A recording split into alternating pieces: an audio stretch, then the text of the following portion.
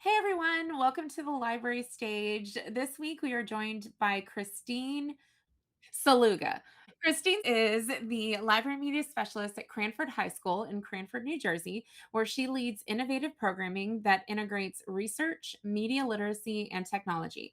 She is also the advisor to numerous clubs at CHS, including Student Council, Studio Spotlight Podcast Club, Lit Happens Book Club, Dialogue Digital News, and the NCTE award winning student publication Prologue Literary and Art Magazine. She holds a Master of Library and Information Science from Syracuse University and a Master of Science in Childhood Education from the City University of New York. College of Staten Island, along with a Bachelor of Arts in History. Saluga's work has been recognized with numerous honors, including the American Library Association's I Love My Library Award in 2026, the New Jersey Associations of Student Council High School Advisor of the Year Award in 2025, the American Association of School Librarians Miss Honey Social Justice Award in 2025, and the National Council of History Education Paul Gagnon Prize in 2014. Woo! You're awesome. Christine, Huh. the stage is yours. Oh, awesome. Thank you so much. That was a lovely introduction. So, today I want to talk about advocacy. My background is all over the place. I think a lot of school librarians, they were either English teachers or went straight into librarianship, or maybe they were classroom teachers. Mine is a little bit different. I was a museum educator before I became a librarian, but my advocacy work goes back to 1995 when I was in the fifth grade. I lived in New York City, and the mayor at the time was looking to cut different projects because New York City was over budget. So, of course, they go to the libraries, as we are also dealing with right now.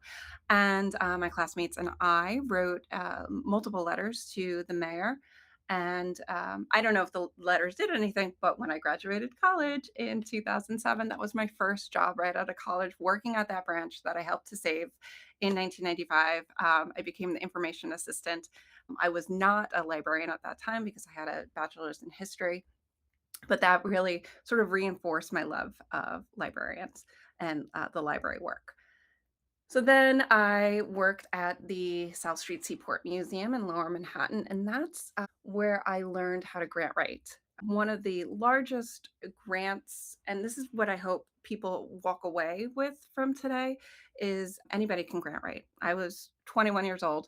I had to write a grant that was $350,000. I had no idea what I was doing, but I knew what I wanted to do. The South Street Seaport Museum worked with a school in Bushwick, Brooklyn. It was called the New York Harbor School. They are now in Governor's Island, New York, which is super cool that there's a high school on this island that used to be for military use. But we were working with these kids in Bushwick that it's sort of inner city, right? And so we thought, how can we work with these kids who maybe their grades are not so great, or maybe their college admission rates weren't so high. So we thought of a plan to essentially pay the kids to stay in school. A lot of the kids were leaving school to go work a part-time job because they had to help at home, or whatever circumstance they had. So we paid the kids the minimum wage at that time. I forget what it was. It might be $6 or $7, and we paid them to stay in school after school, Monday through Friday. And we took them on one trip a month to college and career readiness places. So we would take them to one of the best trips we took them to was Fisher's Island. And because it was a harbor school, we were teaching kids to sail and we were teaching them about oyster farming. So we were able to take them there. So that was one grant that I was able to do. And that really started with, I have these kids. What am I going to do with these kids? And kids are, you know, informed. What they do is informed by money sometimes. So, and it worked. And we were able to track their grades. We were able to track if they went into college. That was a multi-year project, really amazing. So I did that from 2007 to 2010. There were other grants there as well. And then I went to work at the Brooklyn Public Library. So I did that from 2010 to 2015. I worked in the Brooklyn Connections program, and Brooklyn Connections still exists. It's a program for middle and high school students We taught students how to do research using a local history archive. And one of the things that the kids needed to research local history, and it needed to have a written, a visual, and oral component of their final project. The reason I'm bringing this up is because it was 100% grant funded. So New York Life was a huge funder. They over the course of their time funding the program, probably over $1 million. The Shapiro Fund was another large funder. There were local funders as well, but it was 100% grant funded. So during my time, I was an educator and then I went on to manage the program. I went to the library president and other stakeholders and I said, you really have to absorb this program. It is a successful program. We have met this many children, we've met with this many schools, we've done this many projects. I was an award winner at the time. We presented nationally and locally at different conferences. So again, this is advocating. You have to say, you have to have numbers and you have to have statistics. I did wind up leaving in 2015 for another reason, but the library did wind up absorbing a lot of the program. And now the Center for Brooklyn History still runs the program, which is an offset of the Brooklyn Public Library. So that program's been around for about 15, maybe 16 years, still very successful, still supporting hundreds and hundreds of students every year. Then I went to the Staten Island Museum, continued to do grant writing. I was finishing up my master's in library science, and I did a lot of my coursework also at my old middle school library. So I reached out to my middle school librarian. She and I had such a great relationship. Her name was also Christine, and she was one of the reasons I wanted to become a librarian. So after doing my coursework through the Staten Island Museum, I was the head of education there. I realized that I really wanted to go into school librarianship. So here I am now. From 2017 to now, I've been a school librarian and I continue to write grants. So all of the work that I did working in these public entities really taught me how to, again, advocate, how to grant write, and how to put sort of myself out there. So one of the things I want to talk to you all about is how do you get your first grant? So, my first grant as a school librarian was a donor's choose. I think that's an easy lift, right? Donor's choose, you could just put out your idea and people, it's a crowdsourcing grant. My first one was a 3D printer, and 3M actually funded it immediately and fully. So you never know if these organizations they have extra money, if they want to do support education in some capacity. So they essentially bought my first grant, which was wonderful. Other things that you could reach out to if you're in a union. I know not all states have unionized education. In New Jersey, we do.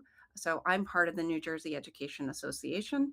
And within that, there is a grant program called PEP. It's Public Education Partnership or FAST.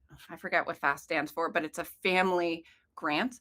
You can reach out to your head rep and say, hey, do we have grants for our union? I didn't know we had this the first 4 years I worked at my school. And finding out that there's a portion of our union dues that go back into this program that support grants was incredibly wonderful. So we have something like $40,000 a year that can go back to our school district for whatever meets the guidelines of the NJEA, but also supports our students and community.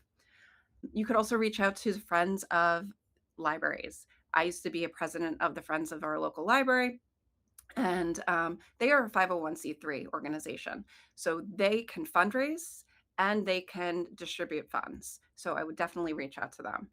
You also might have an educational foundation. Sometimes you have a PTI, right, or a PTSA, but there's also might be an offset of an educational foundation that parents want to do this extra work. We have one in our district. They tend to raise between $30,000 and $40,000 every year, and they go out to the teachers and we write grants for things that we want. We've gotten a compost garden. We had an intergenerational book club, which is so amazing, so super popular, where we read the same book. It's high school students, it's teachers, and community members. We're all reading the same book. We all have different perspectives, and we come back to my library and we have a nice chat about our perspectives from the books. And every year it's a different theme. So you can do that. If you don't have an education foundation, maybe the friends group could support something like that, or maybe it doesn't need to be a grant, and you can write. You can all read something that's in the public domain, or maybe you can read a short story or something like that. Get that off and running, and then get the numbers, and then you can go to a funder and say, "Hey, this is how many people came to our first ever intergenerational book club. Will you fund it?" Again, everything has to do with numbers and showing that people buy into what you're doing. The American Library Association has a ton of grants that you can reach out to. There's little lifts. Like a couple of years ago, I got the Thinking Money for Kids grant. So that was books and it was lesson plans that we were able to do. It's a financial literacy program. They have a Pokemon program that, again, it's not a huge lift, and they send out Pokemon cards and Pokemon games, and you can have a Pokemon club in your school library. It's for 14 years and younger. Oh, so that's the American Association of School Librarians. So they have grants and they have awards. So it's all about coming up with an idea, having the statistics, and just going for it. Sometimes you're going to get no. I applied for the Will Geisner Award this year, or grant this year, and I was denied. I'll go for it next year. It is okay. It happens. And then you also have your local library organizations. Definitely join if you can. I know sometimes the cost can be a barrier, but in New Jersey, we have the NJLA and the NJASL. They offer a lot of different resources, awards, grants, professional development. As I know, Texas has a huge school library association and public library associations. And I just think the other thing that you need to do is, I say this to people all the time. If you're not going to advocate for you and your space, nobody's going to do it. So, yes, I have a lot of awards and I'm thankful and honored and all the things, but it's because I've advocated for myself and for my students and for my school. And you need to do the same thing. It is a lot of work. And I think that's why Amanda has this podcast and why we're all talking about it. We're all facing budget cuts, we're facing staffing cuts, book bans and book challenges. And, you could be in the state that I'm in where we have the Right to Read Act, but we're still facing book challenges. So I think you just have to do what you can to advocate for you, but also lean on people like me. I'm happy to help. I just joined, I've been part of the New Jersey Association of School Librarians for a while, but I just became their professional development chair because I think it's so important that we have professional development, that we have these conversations, that honestly, we have an opportunity to complain to each other, that we sometimes it's difficult. Sometimes you're on an island by yourself. A couple other things I want to just mention. If you are in a school that has a lot of clubs, and I know clubs are getting cut left and right, try to become a club advisor. I am the advisor of student council, our school newspaper, our literary and art magazine. I'm taking over yearbook this year. And one thing that I do for our students is I submit their work to different entities, right? So NC National Council for Teachers of English. They do an award every year for student publications. And I've submitted our student publication for 3 years in a row, and we are award winning 3 years in a row because I believe in the students' work and they believe in the students' work too. So reach out, join boards. I'm on the local public library board. And like I said, I'm on my local school library board. So definitely join, get involved, and advocate for yourself. Oh, that's fantastic, Christine. Like I took notes, like during, not that I'm not going to watch this again when I edit, but I was, oh my gosh, that's such a good idea. For our curtain call, please share your book, your tool, and your steal this idea because they're awesome. I will. Okay. So my book is All Boys Aren't Blue by George Johnson. I just met him at the ALA conference and it was like incredibly amazing. And their book is the first book that ever in my career was challenged. And my principal came to me. He's like, "Have you read this book?" Absolutely. He's like, "Are we going to take it off the shelf?" I'm like, "Absolutely not." And, we have a really, really, really strong book challenge policy in my district. But that was my first, like, oh my gosh, what am I going to do? This book has been challenged. I don't know. but we have a policy, and and I have an amazing administration. They supported me. They understood why I felt like the book needed to be in our high school library, and it's an amazing book, and I think everybody should read it because their story is could be anybody's story. My tool, and I want everyone to steal this. I know this is not the steal this idea, but I want everyone to do this. Ancestry K-12 Classroom Grant. Amanda will share the link with you. It is a grant for Ancestry.com, Fold 3, which is a military record collection, and newspapers.com. You will have access to all of these resources in your school. They say it's a 3-year grant, but it re ups every year. We were able to create an entire class around this ancestry classroom grant. We have a genealogy class where students do genealogy of a local Cranfordian, and then they do their own genealogy. And we actually create a book of their genealogical research, and we tend to give it to the kids to give to their parents for like Christmas or Hanukkah or end of school year present. So now the parents and the families have their entire genealogy right there. So we're able to do this through Ancestry Classroom, and it's completely free.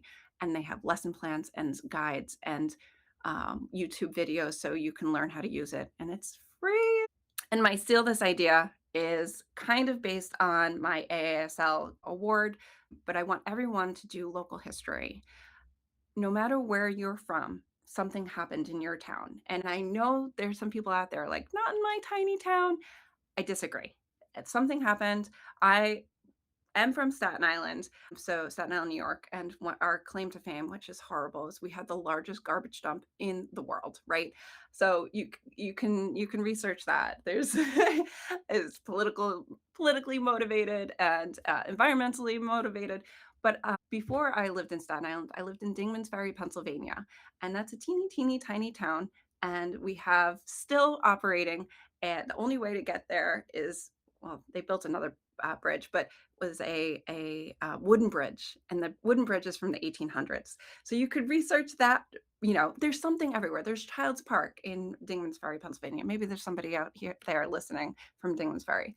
Or where I work right now, Cranford, we didn't know that there was a black baseball team that played in the 20s and 30s. Turned out they were an amazing baseball team. Folks had forgotten about them. My student side and I did a really extensive year-long project, and we were able to do a documentary, podcast, and students built a bench because we still have a working wood shop in our school, which is so amazing.